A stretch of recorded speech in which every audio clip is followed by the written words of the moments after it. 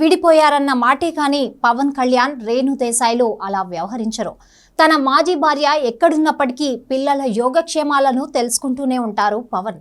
ఆమె కూడా మాజీ భర్త సంగతులను కనుక్కుంటూ ముఖ్యమైన సందర్భాల్లో పవన్ కు అభినందనలు తెలుపుతూ ఉంటారు రేణు దేశాయ్.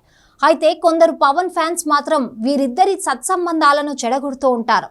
మరోసారి పవన్ అభిమానులపై రేణు దేశాయ్ ఆగ్రహం వ్యక్తం చేశారు. ఆంధ్రప్రదేశ్ అసెంబ్లీ లోక్సభ ఎన్నికల్లో టీడీపీ, జనసేన, బీజేపీ కూటమి ఘన విజయం సాధించింది. బలమైన వైఎస్ఆర్సీపీని ఓడించి ఏపీలో అధికారంలోకి రావడంలోనూ, కేంద్రంలో నరేంద్ర మోడీ మూడోసారి ప్రధానిగా బాధ్యతలు అందుకోవడంలోనూ పవన్ కళ్యాణ్ది కీలక పాత్ర. ఈ పరిణామాలతో ఫ్యాన్స్ కు పట్టపగ్గాలు లేకుండా ఉంది. ఫలితాలు విడుదలైన రోజులు గడుస్తున్నా సోషల్ మీడియా ఇంకా పవన్ నామస్మరణతో హోరెత్తుతూనే ఉంది. ఎన్నికల ప్రచారంలోని పవన్ ప్రసంగాలు, పాత వీడియోలు విపరీతంగా ట్రెండ్ చేస్తున్నారు అభిమానులు.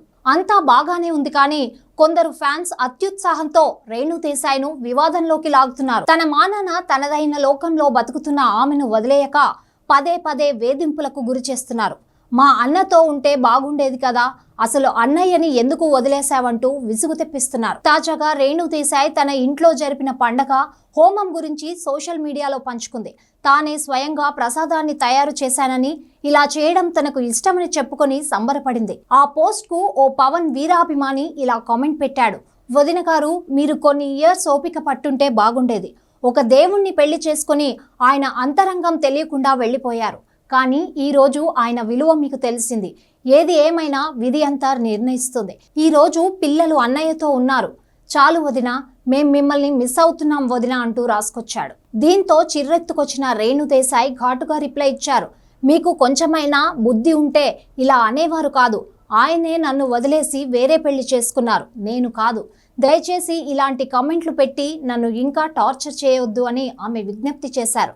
అప్పటికి కూడా బుద్ధి తెచ్చుకోకుండా ఇంకొకడు, సూపర్ అమ్మ, మీరు అన్న దగ్గర లేకపోయినా బాగా పూజలు చేస్తున్నారు అంటూ కామెంట్ చేశాడు. దానికి కూడా రేణు దేశాయ్ బదులిచ్చారు. అన్న దగ్గర లేకపోయినా అంటే అర్థం ఏంటి? నాకు సొంత లైఫ్ ఉండదా? మీరు ఇలాంటి కామెంట్లు పెట్టి నన్ను బాధ పెడుతున్నారని ఆమె ఆవేదన వ్యక్తం చేశారు. జై శ్రీరామ్. నేను మీ నితిన్ నందకర్. అందరూ SR న్యూస్ ఛానల్ కి సబ్స్క్రైబ్ చేయండి ఎనీ అప్డేట్స్ కోసం.